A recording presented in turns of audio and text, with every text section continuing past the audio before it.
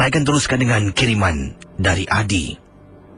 Pengalaman saya 2002 apabila saya dan sekumpulan kawan saya telah pun mendaki gunung yang dikenali sebagai Gunung Tahan.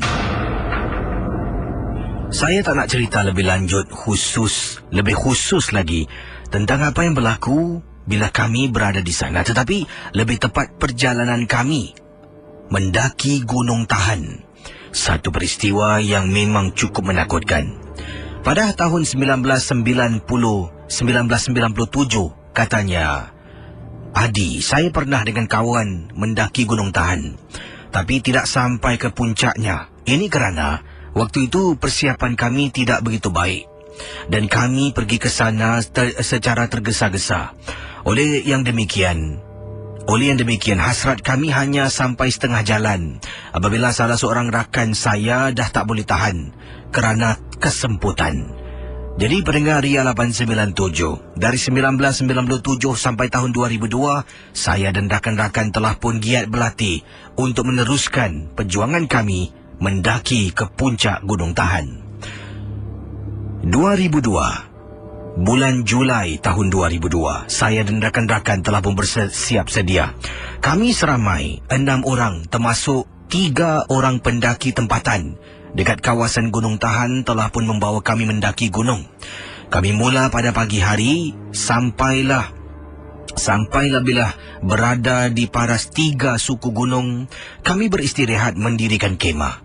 Rakan-rakan dan pendengar misteri jam 12. Adi mengatakan, bila berada di hampir-hampir belum lagi sampai puncak, nak dekat sampai puncak gunung, kami berehat dan saya dan juga rakan-rakan semua tinggal dalam satu kemah. Yang mana pula pendaki kami yang membantu kami mendaki gunung tersebut tinggal dalam lagi satu kemah yang kami bawa bersama. Jadi pada malam yang dimaksudkan, kata Adi, saya berada dalam kemah, kemudian saya keluar sekejap untuk memetik gambar. Katanya, pemandangan di waktu malam di Gunung Tahan memang cukup cantik. Saya mengeluarkan tripod, mengeluarkan kamera saya dan mula memetik gambar bintang, gambar permukaan bumi yang cantik dipandang dari atas. Sedang saya petik gambar saya, tiba-tiba salah satu gambar, saya tertolak kamera stand tripod saya. Jadi bila saya petik, katanya Adi, saya menggunakan aperture yang dibuka untuk sekian-sekian waktu. Lamanya lebih kurang dalam 1 minit saya membuka aperture. Kalau mungkin Casey dan pendengar yang lain tak faham, bila saya membuka aperture ni membenarkan lebih banyak lampu cahaya yang masuk ke dalam, lebih besar. Kemudian nak menangkap gambar yang cantik dengan keindahan malam hanya dengan sinaran bulan sahaja. Jadi kalau saya gunakan flash memang tak dapat lihat banyak benda. Oleh kerana itu, bila saya terlanggar, kamera saya bergerak dalam lingkungan masa yang ditunggu. Jadi bila gambar tu dah akhirnya tutup, shutternya tertutup, barulah gambar habis dipetik. Saya pun cuba tengok baliklah gambar yang saya petik. Casey dan pendengar Ria 897, alangkah terperanjatnya Casey. Tempat saya tunjukkan kamera saya nak petik gambar, dalam gambar yang bergerak sedikit tu ada bentuk tubuh Casey. Bentuk tubuh bukan 1, bukan 2, tapi ramai, sedang berdiri depan kemah saya dan menunjuk tangan mereka ke arah kemah. Bila saya nampak, saya tunjukkan kawan-kawan. Dan kawan-kawan hanya mengatakan yang itu mungkin agaknya saya terlanggar dan bila bergerak tu macam-macam boleh berlaku pada gambar. Tapi Casey, gambar yang saya petik memang sah, katanya Adi. Ternampak ramai Casey.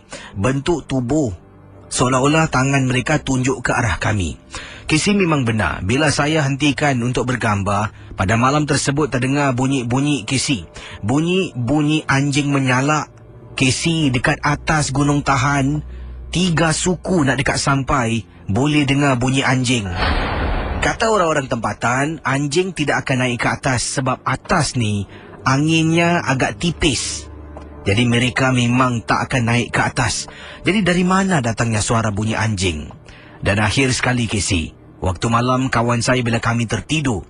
Saya tak pasti jam berapa. Saya dikejutkan oleh kawan saya bernama Abdullah.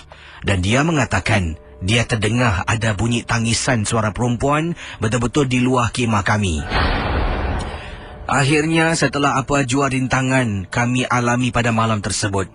Keesokan paginya saya bangun dengan segah. Begitu dengan teman-teman dan juga 3 orang pendaki yang lain merupakan penduduk tempatan meneruskan perjuangan kami untuk mendaki Gunung Tahan. Kisi di sana dikatakan banyak sangat makhluk-makhluk penjaga gunung, penunggu gunung yang mengganggu dan mematahkan hasrat kami. Itu saja, terima kasih dan selamat tengah malam. Itulah kisah yang pertama dapat saya ketengahkan. Terima kasih bagi anda pendengar Ria 897. Terima kasih di atas kesetiaan anda kerana bersama saya setiap malam dalam rancangan Misteri Jam 12. Kalau anda ada kisah misteri, saya ingin mendengarnya dan pastinya pelbagai cara boleh anda melakukan untuk mengirimkan pengalaman-pengalaman anda dalam rancangan Misteri Jam 12. Antara kisah yang ingin saya ketengahkan adalah seorang pekerja yang dikatakan beliau adalah seorang cook ataupun tukang masak di salah sebuah kamp tentera di Singapura. Jadi pengalaman yang ingin diketengahkan pada saya dalam rancangan Misteri Jam 12 apabila beliau bertugas sebagai seorang tukang masak ataupun cook di salah sebuah kamp tentera di Singapura. Waktu itu sekitar pukul katanya 3 lebih pagi bila beliau berada di kitchen ataupun di dapur tempat masak ni lah. Kisah yang diketengahkan agak ringkas. Ini adalah kiriman SMS yang saya terima. Datangnya daripada siapa ni? Kiriman Ruzi, R-U-Z-I lah. Ruzi kata kisah yang ringkas ini bila dia berada di kamp tentera pada pukul 3 pagi, beliau ingatkan ada seorang lagi rakan memasuki dalam tempat dia masak lah, iaitu kitchen. Jadi kisah ini diteruskan. Dia pun mulalah membuat persiapan lah sebab nanti pagi ada sarapan yang harus dimasak. Dan bila dia dengar bunyi pintu terbuka, dia pun berbual. Dan bila cakap katanya saya berbual kisah dengan kawan. Dan setelah beberapa saat saya macam rasa takkan saya berbual seorang. Saya toleh belakang, saya ternampak di belakang saya ni ada peti ais. Peti ais terbuka. Jadi ini bermakna dalam tempat saya buat persiapan di dapur ni ada orang masuk lah. Saya pun menghampiri peti ais. Alangkah terperanjatnya, tidak kelihatan seseorang pun. Seorang rakan pun tak ada di sana. Jadi saya tengok di atas lantai, betul-betul atas lantai Kisi, ada satu daging merah berdarah terjatuh di atas lantai. Siapa yang angkat daging tu Kisi? Jadi yang menghairankan saya lagi, apabila saya pegang daging tu tak keras, daging tu lembut. Dikatakan oleh Ruzi, pendengar kita yang pernah bertugas sebagai seorang cook, tukang masak di salah sebuah kamp tentera. Apa yang boleh saya gambarkan di sini? Kalau daging kita simpan dalam freezer, daging tu akan keluar dan keras. Ia menunggu masa yang lama untuk daging tu menjadi lembut. Jadi Kisi, saya rasa sebelum ni mungkin benda ni dah masuk sebelum saya masuk. Jadi bila saya masuk mungkin mengganggu dia sedang makan daging. Sebab itulah Kisi, beberapa kali rakan-rakan yang lain pernah beritahu ada orang bawa keluar daging dan letakkan di atas tempat kita memotong. Jadi itulah menjawab pertanyaan.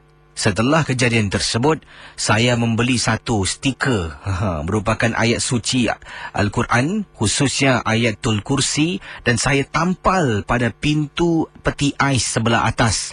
Setelah itu, tidak ada apa-apa gangguan menyusul yang sama seperti yang saya ceritakan. Terima kasih dan selamat tengah malam. Jadi siapa yang buka pintu peti ais tu makan daging mentah. Betul juga kalau daging dalam freezer ni lazimnya memang daging dalam freezer ni memang kalau nak dikeluarkan tu nak tunggu dia lembut tu lama sebab dia keras. Baik, kita akan teruskan dengan pengalaman-pengalaman yang lain dan kisah-kisah misteri anda boleh hubungi saya di 669-11897. Dan saudara, saya ingin ingatkan anda sekali lagi, rancangan MJ12 hanya satu hiburan. Kejap lagi akan saya ceritakan pengirim kita. Email yang ingin saya bacakan ini datangnya daripada Mona, seorang pendengar bernama Mona, dan dia mengatakan dia pernah menyeru sesuatu. dan yang lain pula yang datang. Jadi apakah mungkin kesilapan? Apakah sebenarnya kisah yang lanjut? Seru yang lain pula timbul.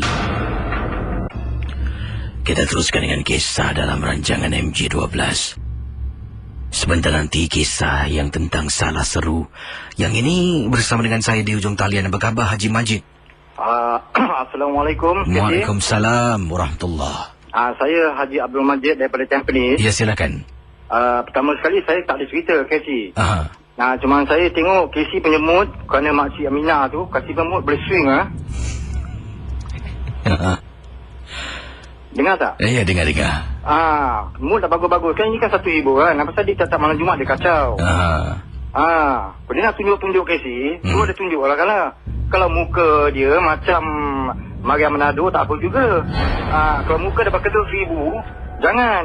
Bilang dia. Ini saya Haji Majid dari Tampines. Saya cabar dia. Casey, apa dia kata-kata orang ni? Orang suka-suka. Dia kesepian agaknya. Kesepian nak jumpa kat saya kat sini. Saya kasih dia headboy ini. Enjoy nanti.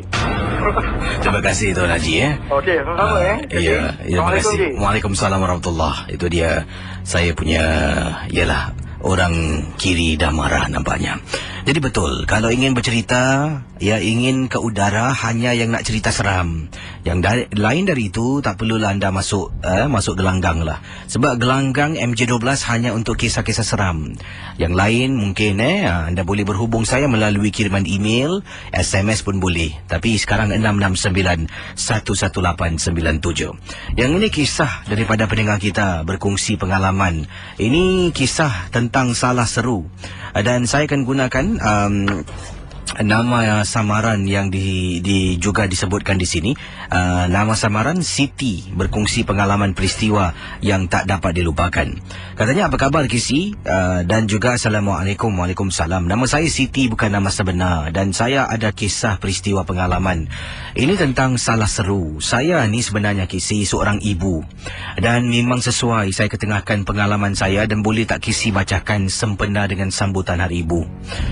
Wah, ini kisah sedih agaknya ni Katanya Kak Siti, seorang ibu, saya mempunyai satu anak dalam perkongsian hidup dengan bekas suami saya. Satu saja anak.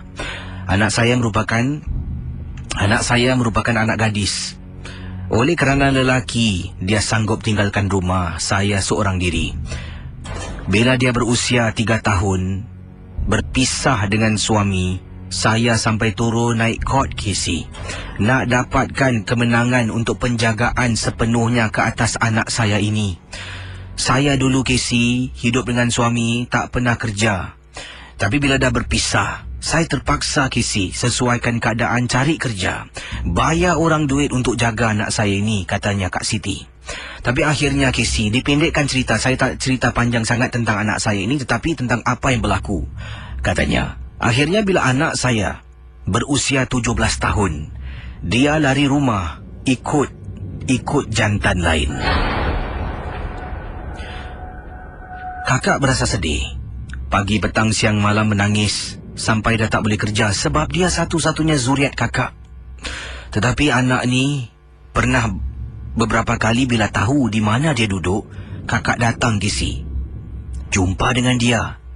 Sampaikan bila dia nampak kakak depan pintu, dia tutup pintu, hempas pintu. Kakak ketuk 1 jam Kisi. Anak tidak buka pintu dan tak beri peluang nak berbual dengan dia.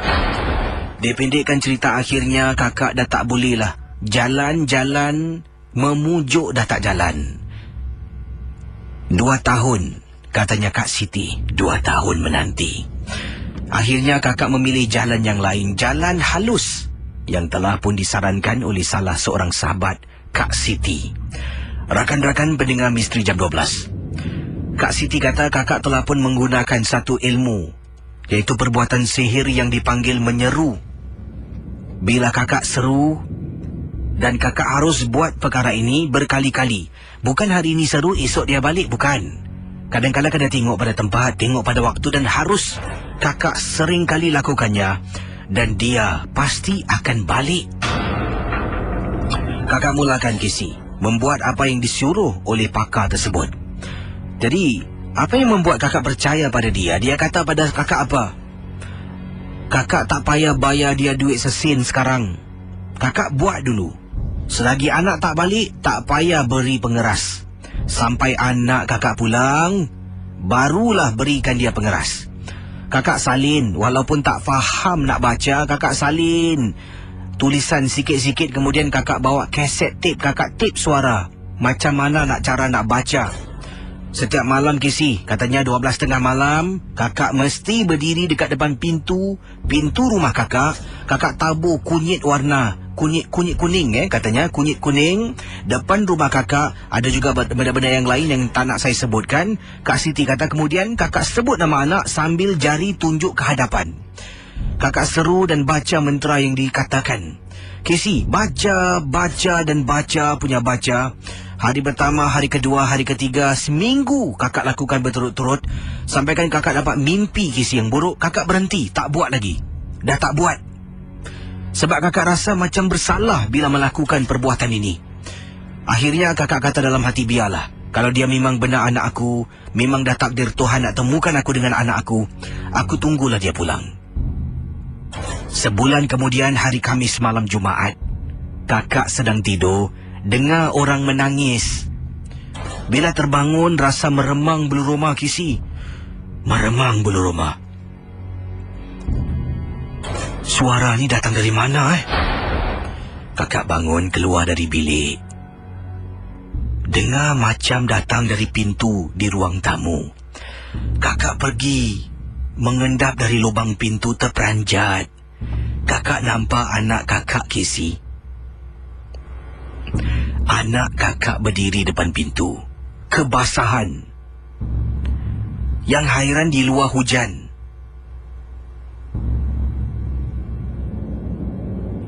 Dia kebasahan. Kakak buka pintu.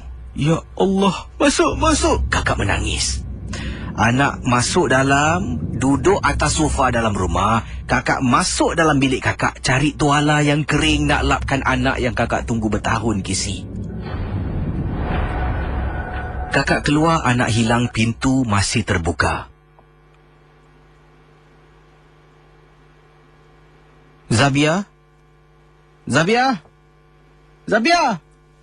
Kakak keluar, turun tangga kaki ayam, rumah kakak tak kunci. Tengok kiri kanan, anak kakak tidak jumpa Casey. Rakan pendengar Ria 897. 2 hari kemudian kakak dapat berita. Anak kakak mati lemas di Phuket. Itulah satu peristiwa yang tak dapat dilupakan. Ajal maut di tangan Tuhan, jodoh pertemuan di tangan Tuhan.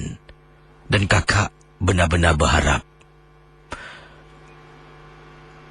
yang kakak dapat pusingkan masa dan nak serahkan anak pada bapaknya. Mungkin kalau bapak dia yang jaga, hidup dia tidak akan singkat macam kakak jaga. Terima kasih Casey.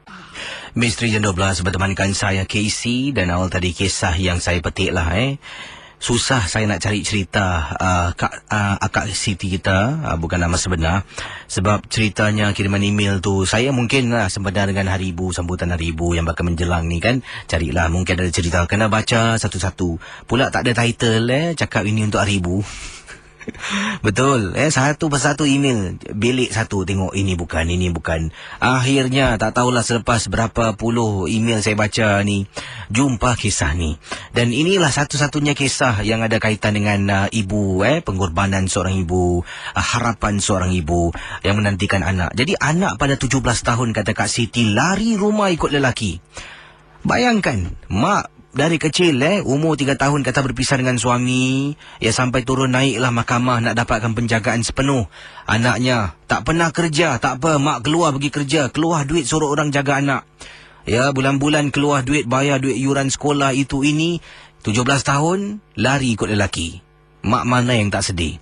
Dan saya rasa mungkin kadang-kadang bila dah buntu, dah tak ada jalan keluar ni lah, barulah keluar suara-suara berbisik gunakanlah jalan yang salah. Baru kita macam, salah. Boleh try juga. Macam Kak Siti mengakulah dia pernah menggunakan jalan yang salah, cara yang salah. Sampai kan seminggu dia berturut-turut, seminggu setiap malam dia mesti buat benda yang sama, menyeru anaknya supaya balik ke rumah. Sampai satu malam dia mimpi. Setelah mimpi itu dia berhenti. Dia rasa mungkin perbuatannya memang salah, dia tak buat lagi. Sebulan kemudian anaknya pulang, tapi bukan anak yang pulang dalam keadaan kebasahan. Anak mati lemas di Phuket. Bagaimana agaknya? Dan saya rasa mungkin Kak Siti tak sepatutnya cakaplah. Kalau dulu bapa yang jaga, tak mungkin anaknya menghadapi kecelakaan yang digambarkan awal tadi. Memang sedih. Jadi sempena dengan Hari Ibu juga kita haruslah sama-sama jangan menyakiti hati ibu kita ya. Yang lari rumah tu balik rumah jumpa ibu anda. Setiap ibu penyayang, walaupun apa dibuat pun nampak tu berusaha untuk dapatkan anaknya balik. Saya akan teruskan yang kisah selanjutnya. Anda boleh hubungi saya di 669-11897. Bersama dengan saya Izzat. Apa khabar Izzat? Baik, alhamdulillah. Izzat dengar kisah Kak Siti tadi tu Dengar juga. Jadi kalau Izzat ni dah berumah tangga ke belum? Belum. Kalau Izzat mungkin satu hari jadi seorang ayah, anak macam tu, apa yang anda akan buat Izzat? Adakah anda juga akan seru-seru Izzat? Tak. Saya tak akan buat. Akan buatlah Pasal ini semua takdir pada Allah. Jadi Izzat, pengalaman anda tentang apa Izzat? Silakan. Okey, ini saya nak ceritakan pasal kat camp saya lama lah. Kat Jalan Bahar. Okey, ini tahun 1994. Dan tu saya dengan kawan-kawan lah tengah tidur. Jadi malam pukul 12 malam kita semua kena kacau. Satu persatu lah. Macam kawan saya tidur dalam bilik air. Dan saya tidur bawah katil. Satu hari tu saya dengan kawan saya berjaga lah, nak tahu apa punca dia kan. Sekali kawan saya ternampak macam pokok pisang tu ada macam hantu, nak katakan hantu Jepun pun ada lah. Habis kita orang pun tak pasti kan nak tahu betul tak betul. Sekali saya tengok lah kisi ramai juga hantu Jepun kat sana. Kita tak pedulikan lah apa yang terjadi kan kat camp. Sekali malam tu kawan saya jadi gad duty lah. Dia jaga duty malam, dia tengah patrol. 1 minggu kisi dia jatuh sakit kisi. Dia jatuh sakit kerana dia nampak kek kat luar basok. Dari situlah kita orang tak berani lah nak pergi kat duty lah, pasal tempat dulu sana keras. Macam-macam lah kita jumpa. Tapi nak buat kan, kalau nak jaga, pasal lah kita nak kena jaga kan. Bawa kereta tu. Masa tu saya ingat pasal gelap, pasal bilik kan terang kan, saya buka lampu kan. Saya tengok asal gelap ni, habis kenapa ada rumput-rumput. Saya cuba nak bangun, tak boleh bangun. Sekali saya tengok lupa saya bawa kereta ni. Jadi saya terpaksa tarik badan saya pelan-pelan, saya keluar, saya lari. Putang keluar hotel tu. Siapa yang alihkan awak Itu yang pelik tak tahu. Saya masuk hotel tu, saya masuk bilik tu balik. Lampu semua masih terbuka, pintu tu tutup. Tapi bila masa saya masuk bawa kereta tu, bawa kereta yang pelik tu, bawa kereta merah kecil tu. Kereta merah, dan angkat dalam parking tu kan satu kereta tu je lah, kereta merah, terbin kereta tu. Tapi saya kat bawah dia. Saya kat bawah kereta, kalau saya kat dekat tempat lain. Satu hal tapi yang hairan tu orang boleh alihkan anda tu. Wow, macam mana tu? Kat bawah kereta saya tanya juga dengan hotel kat situ lah. Saya tanya dengan dia punya dalam office tu lah, nampak tak ada orang hantar saya ke atau saya sleepwalking. Tapi kalau sleepwalking takkan saya bawa kereta dia kan. Dia cakap tak ada. Tapi memang diorang cakap kat sana tu adalah peristiwa orang gantung diri ke apa-apa kat sana kan. Itulah yang peliknya kan. Terima kasih ya. Okey. Baik. Yang lain boleh hubungi saya di 669-11897. Terima kasih bagi para pendengar Ria 897 yang sudi bersama saya setiap malam. Anda sedang mendengar stesen hiburan Ria 897, sebuah stesen Media Corp Singapura, dan pastinya kita akan teruskan dengan pengalaman misteri. Yang ini seperti yang saya janjikan awal tadi. Pendengar Ria 897, kiriman SMS yang saya terima datangnya daripada seorang pendengar, juga adalah seorang pemandu teksi yang gemar mendengar rancangan Misteri Jam 12. Yang ini daripada Encik Haji Hashim. Saya seorang pemandu teksi dan Casey, tolonglah kongsi pengalaman yang saya alami. Kisah ini berlaku beberapa bulan yang lalu. Saya ni suka mendengar rancangan Misteri Jam 12. Walaupun kadang-kala terasa takut, katanya Cik Haji Hashim. Kadang-kadang rasa macam di belakang teksi ni ada orang sedang duduk.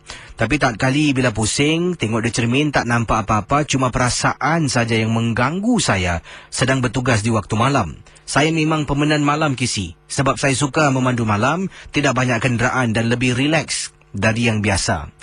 Jadi, kisah ini berlaku apabila saya berada di Changi Coast Road. Saya ingat lagi pengalaman saya. Sedang saya memandu, sebenarnya awal tadi dah turunkan. Ada penumpang turun dekat kawasan Changi. Pandu punya pandu sampai di Changi Coast Road. Kemudian terasa memang nak buang air kecil sejak awal tadi. Cari tandas tak jumpa, Kisi. Tandas yang dekat kapak nombor ... di Changi ni, baru saya turun teksi nampak dah dikepung. Dalam mungkin renovasi ke macam tu lah. Masuk balik teksi. Sampai dekat Changi Coast Road dah tak tahan, saya berhentikan teksi saya di tepi jalan. Kemudian di belakang tu, background teksi saya masih kedengaran rancangan Casey Misteri Jam 12 masih berkumandang. Saya keluar dari teksi. Bila saya memandu setelah turunkan penumpang, saya buka tingkap kiri dan kanan. Jadi ini bermakna boleh dengar rancangan Casey dari teksi saya. Saya buka agak kuat, Kisi. Bila keluar sedang jalan nak cari tempat yang sesuai, Kisi, nak lepaskan hajat kecil, ternampak pula sebatang pohon. Saya pun menghampiri pohon tersebut. Kemudian baru saya nak buka kancing seluar, Kisi. Mohon maaf kalau mungkin kata-kata saya ni kurang elok dan sopan. Tapi saya pun terus lepaskan hajat kecil saya. Sedang saya berdiri lepaskan hajat kecil yang saya tak tahan lagi, tiba-tiba, Kisi, depan saya ni ada satu pohon lagi yang besar. Kemudian saya ternampak macam ada kepala orang. Pada mulanya saya fikirkan itu adalah mungkin buah. Jadi bila saya perhatikan betul-betul, dia turun, dia naik. Kalau orang takkan nak begitu tinggi orang ni. Casey, tingginya lebih kurang 3 meter di hadapan saya. Jadi akhirnya saya dah habis lepaskan hajat. Saya tengok betul-betul. Kemudian saya tengok rasa hati tak sedap. Saya patah balik masuk dalam teksi. Bila saya masuk dalam teksi, Casey, saya nampak, Casey, ada macam cahaya berbola kejar saya dari bahagian tepi. Saya dengan segera, Casey, dalam keadaan ketakutan, saya naikkan tingkap kiri dan kanan bahagian hadapan teksi. Nak masuk gear, sebab teksi saya ni adalah jenis teksi manual. Masuk gear tersendat, Casey. Tak boleh masuk. Saya sampaikan istighfar, mengucap beberapa kali. Dan saya boleh rasakan betul-betul sebelah tingkap kiri macam ada kepala manusia sedang tengok. Tapi saya tak berani toleh sebab saya tak nak tengok wajahnya yang sebenar. Mulut mula membaca surah-surah. Setelah saya baca lebih kurang 10 minit, 15 minit, saya cuba buka mata saya. Saya cuba menjeling sedikit sebelah kiri, dah tak ada penampakan makhluk tersebut. Dengan cara lembut, saya cuba masuk gear, barulah boleh teksi bergerak. Niat di hati nak jalan terus. Oleh kerana dah terlampau takut, saya patah balik, Casey. Saya buat satu U-turn dan jalan menuju ke arah Changi Village. Itulah kisah pengalaman saya yang tak dapat saya lupakan. Terima kasih dari Haji Hashim, peminat rancangan Misteri Jam 12. Rakan pendengar Ria 897. Itu dia kisah daripada kisah pengalaman yang dikirimkan oleh Encik Haji Hashim ketika dia buang air kecil sembarangan, seolah-olah dia rasa mungkin, dia tak pasti sebab dia tak nampak betul, macam ada kepala terbang yang mengejar dia dari tepi. Hello, selamat tengah malam. Siapa bercakap ni? Saya Mus. Selamat tengah malam, Kisi. Ya, Mus, ada pengalaman tentang apa ni, Mus? Ini daripada pengalaman saya waktu tu saya bekerja di sebuah restoran, iaitu Chinese Restaurant lah. Ketika tu saya sedang mengambil pekerja dari salah satu daripada restoran tersebut. Ketika saya ambil orang tu, sudah hantar mereka pulang semua kan. Ketika saya turun daripada Tampines untuk ke salah satu expressway di PIE, yang mana apa, saya terperasan seperti seolah-olah macam mata memandang ke arah saya ketika saya mandu tu lah. Jadi saya perasan, saya ingatkan iguana, apa yang macam iguana tu yang besar tu. Tengah merangkak. Jadi saya pun lihatlah betul-betul kan. Saya tengok ini macam bayi kecil tengah nak menyeberang menghadap pada saya. Dan saya ingat saya seorang yang nampak. Kebetulan dekat belakang saya punya van ni ada satu taksi dan juga satu Mercedes lah dekat belakang tu kan. Apabila saya tengok daripada rear view mirror saya tu, jadi saya pun macam kenapa bayi ni nak menyeberang waktu-waktu begini. Ketika tu jam lebih kurang dalam 2:30 pagi. Jadi apabila saya pun tak ambil kisah lah, saya pun terus ke Paya Lebar dekat Shell tu. Saya stop dekat situ lah untuk isi minyak semua kan. Jadi kebetulan taksi tu pun berhenti dekat situ juga. Jadi dia pun jumpa saya. Dia cakap, tadi kau ada perasan satu benda yang bergerak. Saya cakap, ya, saya cakap, terpaksa saya slow down kan saya punya vehicle tu lah. Jadi dia tanya pada saya, kau nampak apa? Saya pun jawab lah, saya cakap, ini bayi, saya cakap. Yang awak nampak? Dia pun terdiam. Kalau gitu betul apa yang kau cakap ni, kata dia. Aku pun ternampak macam bayi. Sekali dah lepas tu, keesokan harinya tu kan, saya pun lalulah dekat situ pagi-pagi tu kan. Saya berhenti dekat situ betul-betul. Tempat mana yang saya nampak tu, alamak, ya Allah, saya pun macam tak sangka dekat situ memang ada satu kemalangan lah. Iaitu ada bayi yang dah pergi kan, dah mati kat situ.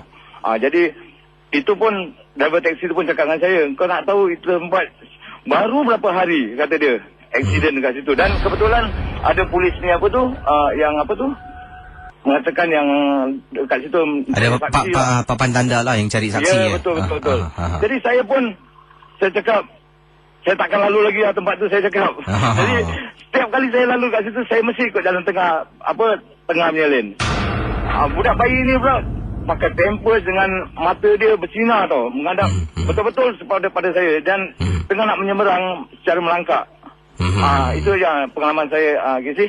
Terima kasih Terima kasih. Kembali. Baik, kita teruskan satu lagi kisah sebelum saya berehat seketika. Dan sebentar nanti kata laluan juga peluang dalam teka-teki Cik Mang. Yang siapa nak cuba boleh. Saya tak nak sebutkan teka-tekinya. Anda harus beritahu saya apakah teka-tekinya. Dan kalau betul jawapan anda semua, saya beri hadiah wang tunai. Senang, $300 akan menjadi milik anda. Okey, tapi sekarang ini saya akan bacakan kisah yang ingin saya ketengahkan dalam rancangan MJ12. Daripada pendengar kita, namanya mana ni Encik Ali. Kata Encik Ali, saya ni bertugas sebagai seorang pekerja pembersih di salah sebuah panggung wayang di Singapura.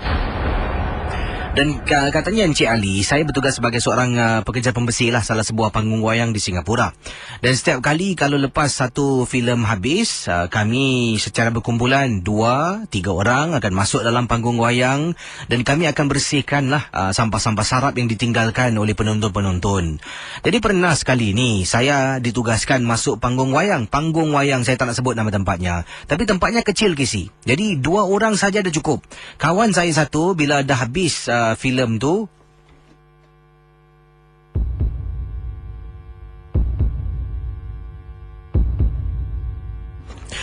kata Encik Ali, seorang kawan saya bila habis saja filem yang ditayangkan di dalam sebuah panggung di Singapura, dia pun kata pada saya yang dia nak ke tandas. Ya, dia nak ke tandas sebentar. Jadi saya kata tak apalah, kau pergi tandas dulu, aku pergi kemaskan kat dalam ni. Jadi panggung wayang tersebut tak ramai orang tonton filmnya. Boleh kira lah dalam berapa ramai saja. Bila saya masuk saja panggung wayang, masuk dari belakang. Dari belakang saya masuk, saya nampak ada seorang sedang duduk kisi. Kredit sedang roll. Iaitu dah habislah filem tu, kredit sedang roll. Dan ada orang sedang duduk, merupakan seorang gadis sedang duduk tempat duduk yang mungkin tengah, katanya Encik Ali. Saya pun mulalah dari row belakang tu, saya angkat sampah satu persatu, ada popcorn yang berkicau, saya sapu kisi sementara saya tunggu kawan saya. Jadi sedang saya buat kerja, saya tengok kredit ni masih lagi berjalan dan wanita ni kenapa tak keluar-keluar pula. Tak apalah, saya mungkin agaknya dia tunggu kawannya ke yang pergi tandas tadi, ataupun mungkin dia tunggu panggilan, tak tahulah. Saya pun bersihkan. Saya dah bersihkan semua. Pergi row satu lagi, kawan saya masih belum masuk lagi sih. Mungkin dia buang air besar ke, saya tak pastilah. Jadi bila sampai dekat row di mana perempuan tu sedang duduk, saya pergi sebelah kiri dulu. Dia duduk sebelah kanan. Saya pergi sebelah kiri, saya angkat sampah-sampah semua. Bila saya pusing belakang, perempuan tu dah tak ada. Baru saya tahu mesti ada benda yang tak kena. Saya tinggalkan barang-barang dekat dalam. Saya lari keluar. Ada 2 budak jaga dekat depan pintu luar ni. Saya tanya, tadi kat sini ada perempuan keluar tak? Mereka kata tak perasan.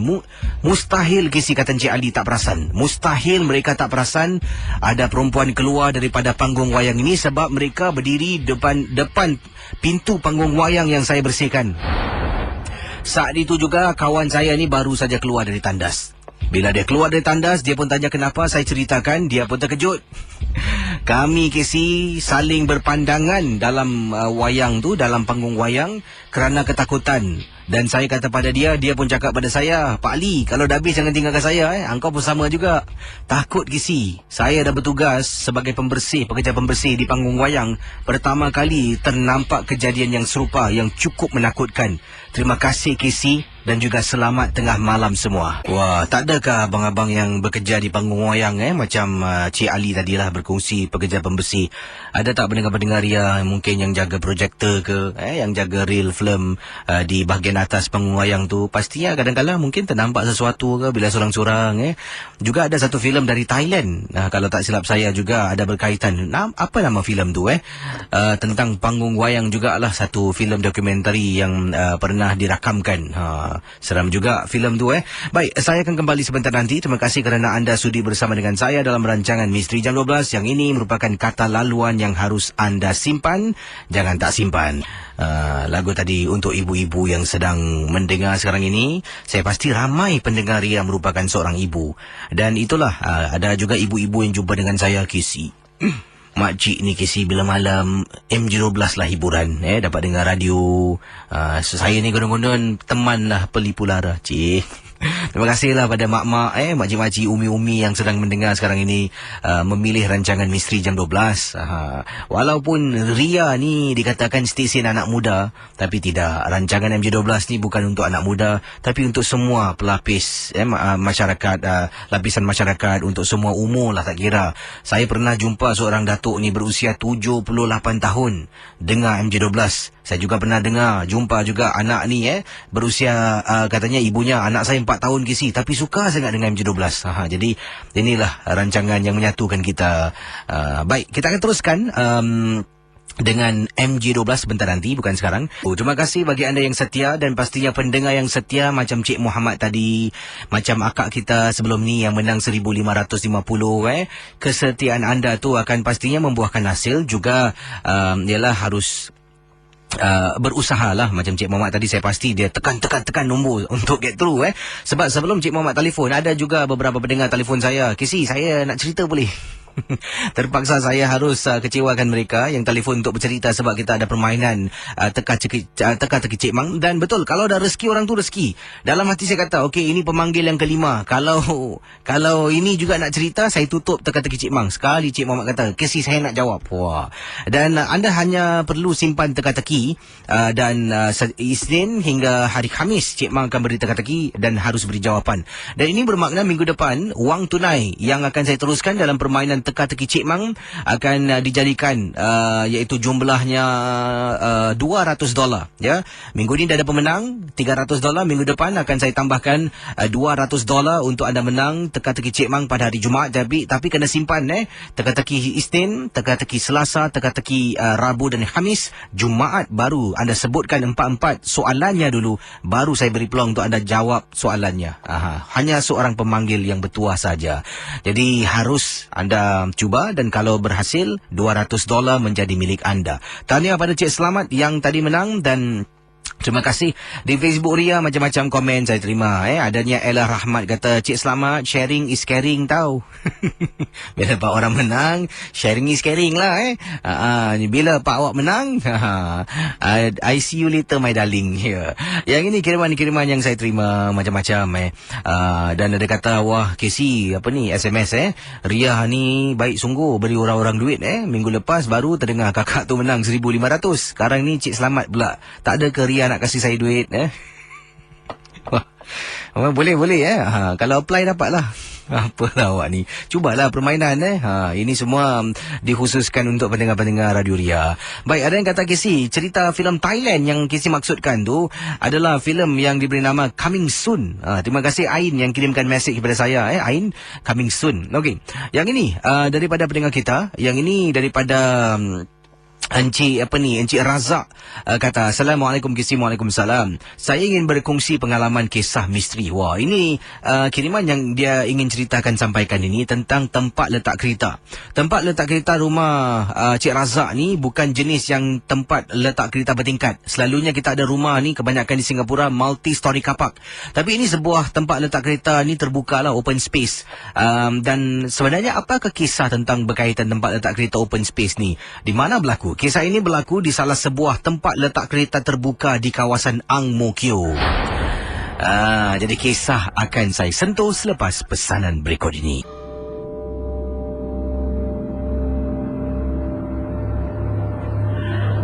Apa khabar Casey dan juga pendengar Ria 897 FM?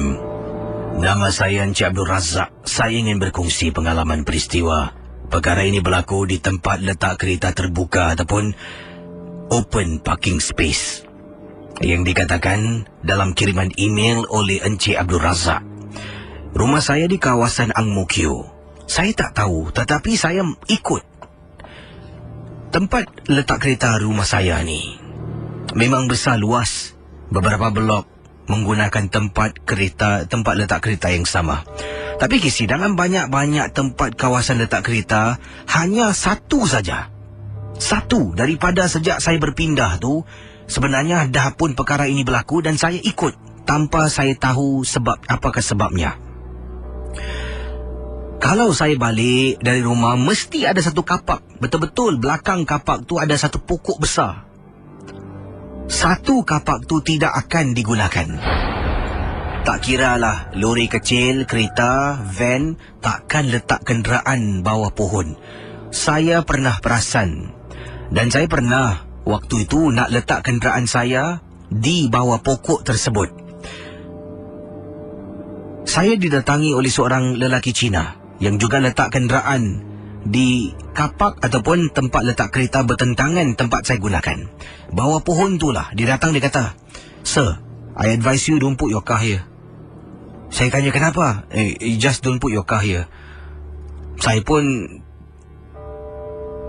masuk balik kenderaan saya tengok dia, you go and park somewhere else lah, don't put here, not good. Dia pun jalan, saya hidupkan enjin, saya pusing ke sini, pusing, kapak tu besar tapi tak jumpa tempat yang kosong. Satu saja parking yang ada.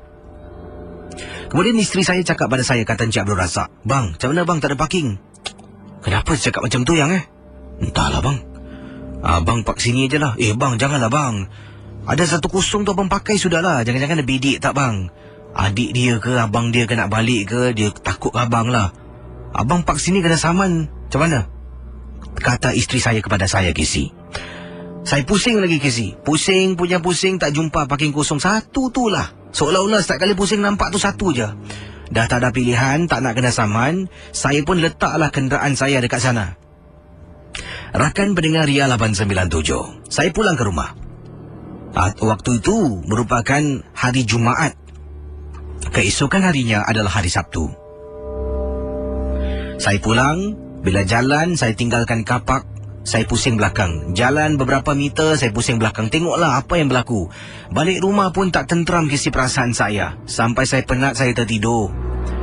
Besok pagi, saya suruh anak saya ambilkan rokok yang tertinggal tempat dalam kenderaan saya lah, di bahagian hadapan kenderaan. Saya beri kunci pada anak, anak turun bawah. Kemudian, beberapa minit kemudian anak saya lari ke atas. Katanya, Papa. Kenapa ni? Papa, kereta Papa dalam penuh dengan tanah. Saya terkejut kisi. Saya turun bawah dengan isteri saya, dengan anak saya, pergi ke kenderaan, kisi, tempat duduk depan, tempat duduk belakang. Kereta saya adalah jenis MPV. Semua tempat duduk sampai belakang, semua penuh dengan tanah-tanah liat kisi. Dari mana ni datang? Saya tengok luar tak ada apa-apa.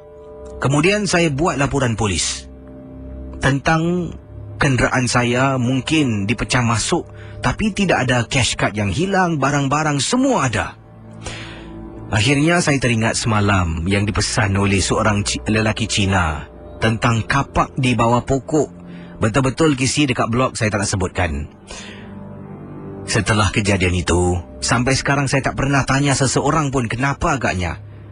Bila balik malam, nampak betul-betul kapak tu kosong, bawah sebatang pohon. Saya dan penduduk Ang Mo Kio yang lain yang tinggal dekat kawasan yang sama tidak akan gunakan kapak itu. Tak tahulah kisi, tapi penuh sangat kereta saya dengan tanah liat. Sampaikan saya kena lap, saya pandu pergi ke kedai minyak berdekatan. Ada seorang lelaki India, merupakan warga negara Malaysia yang bertugas di Singapura. Dia tengok kereta saya, you stay Ang Mo Kio lah. Saya terperanjat. Macam dah banyak kenderaan dia cuci, mempunyai kisah misteri yang sama. Terima kasih dari Encik Abdul Razak. Selamat tengah malam, KC. Kita akan teruskan dengan kisah pengalaman misteri anda. Dan sebelum saya jawab panggilan-panggilan di hujung talian di 66911897, jangan lupa pada tanggal, khususnya tanggal 16 hari bulan Mei, iaitu minggu depan pada hari Rabu, saya akan mulakan cabaran misi saya bertugas 24 jam. Dan ini pertama kali dilakukan di stesen radio Singapura, pertama kali mencipta sejarah DJ bertugas 24 jam, dan saya telah pun inginlah meneruskan perjuangan ini, mencipta sejarah dalam buku rekod Singapura, ya, Singapore Book of Record. Dan saya nak ketengahkan sedikit apa yang akan berlaku, dan saya pasti mungkin anda juga, saya perlukanlah sokongan dari anda. Bila saya bertugas pada 16 hari bulan Mei ini nanti, antara perkara akan berlaku, saya bertugas 24 jam lah. Saya akan cuba lakukan sedaya upaya yang saya mampu lah. Misteri Jam 12, Kelab Kelakar Seram, Ria Insomnia, Paparazzi Pagi. Dan saya tahu mungkin kalau yang bertugas pagi ini agak penat lah, tapi saya akan buat sedaya yang mampu. Dan juga rakan-rakan daripada Singapore Book of Record akan sekali-sekala datang menjenguk, ya, dan mereka bukan menjenguk, datang ke sinilah, sebab dalam konti ni dah disiap pasang webcam, dan 2 hari lepas kita dah cuba test webcam ini menggunakan Skype yang akan juga dipantau oleh rakan-rakan daripada Singapore Book of Record, memastikan yang saya dalam konti. Saya tak boleh tidur, itu antara syaratnya. Boleh berehat, boleh berehat. Saya boleh berehat mungkin, tapi saya dalam 1 jam saya boleh keluar konti sekali je. 1 jam tu sekali, nak ke tandas ke, nak ambil wuduk untuk solat ke, boleh. Dia benarkan, boleh. Saya nak bawa makan pun boleh. Dan mungkinlah kalau tengah bertugas ni, tiba-tiba perut ni nak makan nasi rawan ke, kalau saya seru-seru tu, jangan lupalah awak cuba post lah nasi rawan pada saya. Baik, jadi harap semua dapat bersama dengan saya pada 16, dan anda akan dengar suara saya. Bagi yang suka dan nak sokong, terima kasih. Bagi yang mungkin akan lemak asyik-asyik suara Dini, mohon maaf lah. Sama-sama lah kita cipta rekod, sebab tak pernah. Ini pertama kali, dan pertama kali dilakukan oleh stesen radio Melayu. Jadi itulah yang kita harapkan, dapat mencipta rekod lebih pada dari saya bertugas, iaitu mencipta rekod untuk stesen Radio Ria, dan khususnya untuk Radio Media Corp. Kita akan teruskan dengan pengalaman dalam rancangan Misteri Jam 12. Awal tadi bagaimana agaknya kisah yang diketengahkan oleh Encik Abdul Razak, adakah ia masuk akal tak? Bagaimana kenderaan dia letak bawah pokok tu yang dah pun diberi amaran oleh seorang jiran ataupun seorang rakan yang tidak dikenali lah. Dia beri amaran, don't put here. Mungkin orang yang suruh beri amaran pun tak tahu apa sebabnya. Mungkin dia pernah kena.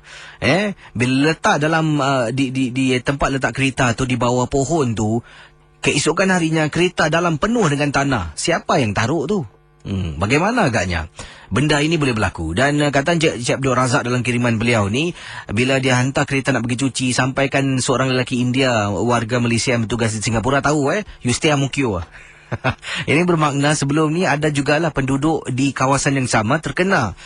Sampaikan dia dah fasih lah, bukan fasih apa, tapi dia dah dah lali lah dengan kereta masuk tanah semua kat dalam.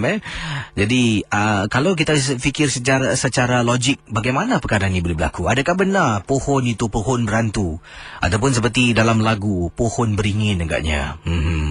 Kita teruskan kisah dalam rancangan MJ12 669 11897. Peringkat 897. Kita teruskan Misteri Jam 12. Selamat pagi Bob, apa khabar? Khabar baik.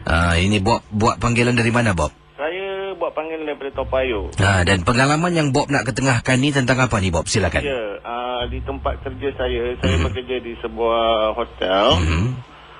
Dan masa tu saya bertugas di waktu malam. Dan kisah ni berlaku lebih kurang dalam pukul 1:30 pagi. Jadi masa tu teman kerja saya sepatutnya on time break lah. Jadi dia akan berehat di dalam so-called luggage room. Jadi saya yakin lah masa yang saya nak pergi petrol tu, kita hanya bertugas berdua. Jadi dia akan berada dalam luggage room tengah berehat dan saya tengah pusing. Jadi masa saya bikin sapiah petrol, saya turun dekat basement car park. Jadi antara tempat yang saya berdiri tu, saya jalan. Jadi saya ternampak di sebelah ujung, saya nampak kawan saya yang sepatutnya berehat tu, dia pun tengah berjalan. So saya pun pekik lah, saya bilang, Chan, you don't sleep lah, what you do? Jadi saya pun tak ingat apa-apa. Saya pun berlalu, saya pun naik macam biasa, masuk balik dalam FTC, saya pun buat duty. Kemudian lebih kurang lah dalam pukul 3 gitu, dah lama jugalah, saya pun dah tak ingat lagi. Jadi si kawan kerja saya Chan ni, dia masuk dalam FTC dan dia tegur saya lah macam biasa, you go and sleep lah. Jadi saya pun okey lah, tak ingat apa-apa lah, saya pun nak pergi.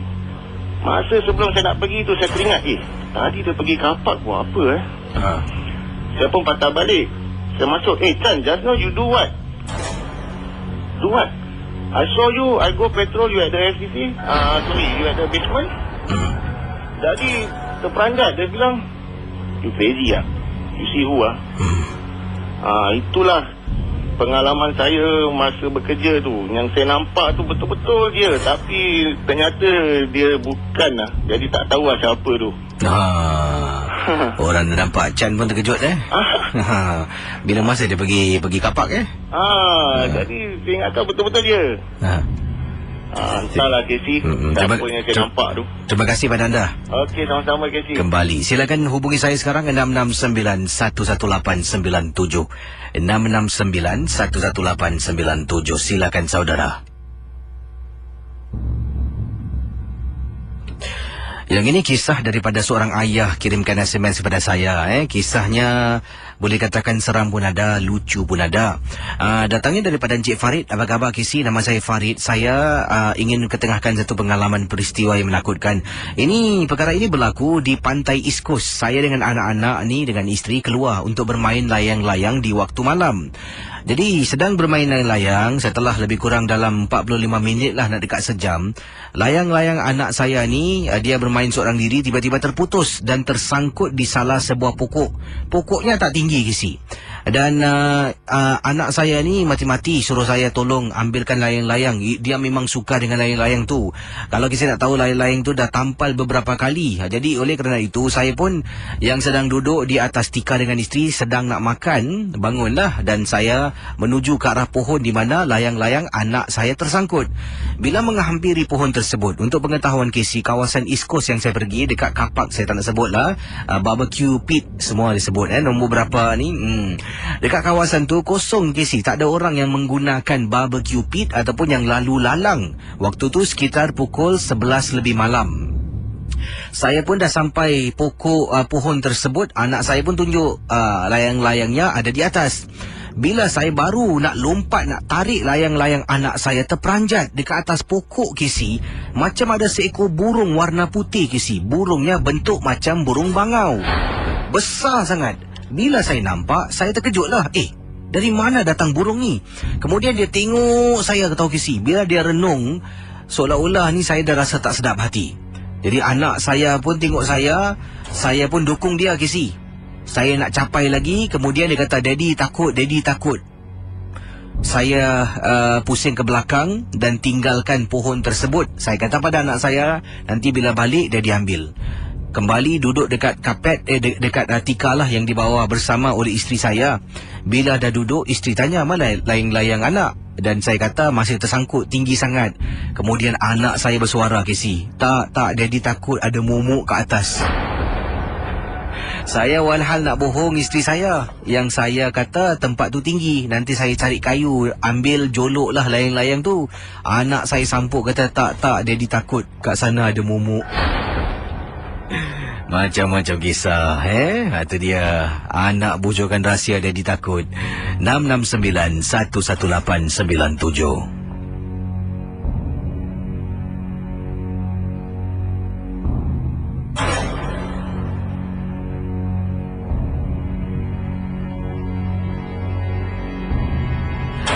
Kita teruskan dengan pendengar kita di ujung talian. Selamat pagi Amuk, apa khabar? Alhamdulillah, anak khair. Ya, anak Amuk buat panggilan dari mana ni?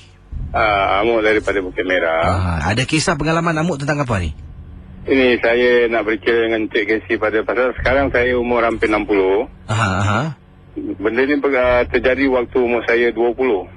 Oh, yang anda kata terjadi sewaktu anda umur 20 tu, adakah penampakan ke, gangguan ke, macam mana? Ini kalau Casey di tempat saya. Ni saya nak ceritakan ya, masih segar dalam ingatan. Ini saya tinggal di Kampung Agas. Kampung Agas tu di kawasan mana tu? Dia kira border antara Teluk Belanga dengan Pasir Panjang. Itu kampung banyak cerita orang cakap tak tahulah betul atau tidak. Jadi anda kata dia dekat-dekat opposite Labrador lah. Jadi dia bertentangan dengan Labrador, ada sungai sana. Jadi ini lebih kurang 40 tahun lalu lah berlaku kisah ini. Lebih kurang 39 tahun gitulah. Jadi kisahnya silakan Amuk. Ini gini Cik Casey cerita dia. Satu hari tu arwah mak masih ada lah. Saya nak pergi belajar agama. Malam tu. Jadi petang tu mak saya kata hari tak payah pergi. Saya nak belajar 4 lorong Kuaman. Jadi daripada tempat saya tu nak pergi lorong Kuaman jauh. Jadi kita ada 3 tempat Casey untuk jalan keluar pergi main road. Satu jalan Bukit Cermin, satu jalan tepi laut, satu jalan tempat Padang Golf. Jadi saya ambil potong dekat jalan Padang Golf. Tapi Casey mesti tahu jalan Padang Golf ni dia naik bukit turun bukit tau. Jadi kalau Padang Golf ni Cik Casey, kalau kita selalu jalan Pak Padang ni, dia akan jadi jalan tau. Automatik dia jadi macam kita selalu jalan tempat dia tu. Jadi macam lorong kecil gitulah. Padahal kita dah selalu jalan orang kampung dah jalan. Dia jadi automatik dia jadi jalan lah. Jadi saya tinggal ni berdepan dengan surau. Rumah. Jadi satu hari tu malam tu yang mak saya tak kasih arwah, tak kasih pergi, saya pergi. Saya balik sampai rumah 12 suku. Naik bas 24. Daripada Gelang, Lorong Paman sampai rumah 12 suku. Jadi sepanjang jalan tu memang dah gelap gelita dulu Cik Casey tahulah, bukannya ada lampu sangat. Jadi saya jalan tempat Padang Golf ni. Jadi jalan tempat Padang Golf, saya jalan. Jadi sambil jalan tu saya mengaji gelap gelita. Jadi saya mengaji sampai tempat daerah atas bukit tu. Betul-betul macam nak tempat saya jalan tu lah. Jadi ada satu benda tercongok. Jadi la ilaha illallah, saya istighfar tu. Astagfirullah, apa benda ni saya tengok. Saya dah hampir juga ni, dah dekat ni. Jadi saya punya rambut ni rasa macam nak tercabut ni, Cik Keti. Tapi tak boleh lari, saya tak boleh lari. Jadi saya jalan tepi dia tu, rupanya itu benda, dia rambut dia tu keliling tau. Saya jalan tepi dia betul-betul, lillahi ta'ala. Saya jalan tepi dia betul-betul, saya tengok itu rambut dia keliling dia. Tapi dia tak bergerak. Jadi saya kata, Masya Allah, benda ni dalam hati ni. Jadi lepas daripada dia tu lebih kurang dalam 10 meter. Jadi saya nak turun tangga tu. Tangga tu ada 9 tangga, Cik Kesi. Satu tangga tu saya rasa dalam satu depa lah. 9 tangga tu saya nak turun. 2 kali saya sampai bawah. 2 kali saya lompat sampai bawah. Kemudian saya lari terus kiri kanan pokok ubi. Kesi cuba bayangkan pokok ubi. Pokok ubi banyak tau. Kiri kanan gelap bawah dia. Mama cakap kalau dia sekolah apa khabar saudara. Saya pas itu juga saya terlentang. Jadi balik itu sejarah ni memang sampai hari. Saya nak cerita dengan Cik Kesi daripada tu hari. Memang dah lama ni masih segar lagi Cik Kesi. Jalan sampai surau tu. Tempat surau tu mana yang kalau orang meninggal keranda tu dia taruh tempat atas kola ambil wuduk. Tempat situ macam-macam terjadi juga. Itu saya tak mau cerita lah. Saya ceritakan ini aja yang segar ni. Jadi saya muskil siapa benda yang tercongok tu, dia keliling dia rambut. Dia duduk tu bukan apa, rambut dia yang kelilingkan dia tu. Pasal saya betul-betul sebelah dia saya jalan Encik Kesi. Jadi perkara ni dah 39, lebih kurang 39 tahun lah. Jadi benda ni masih segar. Badan golf tu masih ada lagi. Keppel Golf Club. Itu pengalaman di salah sebuah kampung dekat dengan Labrador. Betul-betul. Dia opposite kan Cik Kesi. Kalau orang cakap Kampung Agas sama ada Kampung Agas atau Bukit Belayah orang sebut. Bukit Belayah. Oh, tahu-tahu. Terima kasih pada Cik Amuk Ya, saya. Kembali. Kita akan teruskan dengan pengalaman anda dalam rancangan Misteri Jam 12. Terima kasih bagi anda yang memantau Facebook Ria. Terima kasih bagi yang like Facebook DJ KC. Saya harus beritahu anda sesuatu dalam masa terdekat ni, mungkin minggu depan tentang satu perkara yang saya beritahu anda. Nantilah saya telah pun ditugaskan untuk melakukan sesuatu. Jadi ataupun terlibat dengan sesuatu, kabarnya akan saya sampaikan pada minggu depan. Tapi minggu depan satu akan diketengahkan adalah cabaran, sekali lagi saya bertugas 24 jam untuk dimuatkan dalam buku rekod Singapura. Diharap dapatlah terlaksana jua stesen Radio Melayu meneruskan cabaran 24 jam. Mana tahu satu hari kalau saya teruskan cabaran 48 jam, kita collect dana ke untuk rumah-rumah tumpangan ke, mereka yang susah ke, boleh juga Tetapi ini percubaan yang pertama diharapkan langkah saya ni dapatlah sokongan dari anda. Terima kasih bagi anda yang like Facebook DJ KC. Sekarang ini dah lebih kurang 25,635 yang suka, dan terima kasih. Dan saya cubalah sedaya upaya untuk berikan yang terbaik untuk anda semua. Yang juga yang like poster KC24 ini juga terima kasih. Dan yang memantau siaran Misteri Jam 12 juga terima kasih. Saya akan terus jawab panggilan-panggilan anda. Anda boleh hubungi saya di 669-11897. Macam-macam pengalaman kisah misteri yang dialami oleh pendengar-pendengar kita. Antaranya yang ini kiriman ringkas SMS saya terima daripada Anita. Kata, Assalamualaikum KC. Waalaikumsalam. Nama saya Anita. Saya ingin berkongsi lah KC. Perkara ini berlaku di kawasan rumah saya. Wah, saya tiba-tiba konti ini split second dalam beberapa saat. Saya rasa kurang dari 1 saat. Lampu mati macam zujup. Betul Alamak. Macam kes tak apalah. Ni mungkin power. Sebab sekarang ini ada mungkin kerja-kerja peningkatan ke sedang dijalankan. Jadi kita teruskan kisah Anita. Saya tinggal di salah sebuah kawasan di Commonwealth. Kisah yang ingin saya ceritakan adalah berlaku di salah sebuah tempat pusat makanan segera tempat saya tinggal. Dan saya suka ke sana, tak kira waktu, sebab dia beroperasi 24 jam. Bila berada di sana, kadang-kala bersama dengan kawan-kawan saya, dan pernah satu ketika ini saya duduk di luar. Waktu tu sedang makan, tiba-tiba saya terperasan depan tu ada jembatan kecil. Di situ berdiri seorang wanita sedang mendukung seorang bayi, Casey. Lama dia diri. Jadi akhirnya bila kawan saya sampai, kawan saya tegur saya dan dia tanya pada saya, kau tengok apa? Saya pun cakap, kau tengok perempuan tu. Dari tadi aku tengok dia diri situ dukung bayi dia. Kesian Lepas tu kawan saya toleh dan kawan saya katakan tak nampak apa-apa. Casey, bila kawan cakap tak nampak apa-apa, saya cuba toleh lagi, dah tak ada, Casey. Susuk tubuh wanita yang sedang mendukung sesuatu lah. Tapi saya rasa yang dukung tu bayi. Dan mula meremang bulu rumah. Dari nak duduk luar, kami berempat terus masuk dalam, duduk bahagian dalam pusat makanan, restoran makanan segera dekat dengan kawasan Commonwealth. Di situ banyak penampakan yang pernah berlaku, tapi saya tak pernah lihat sampailah waktu itu saya ternampak Casey wanita sedang berdiri. Terima kasih.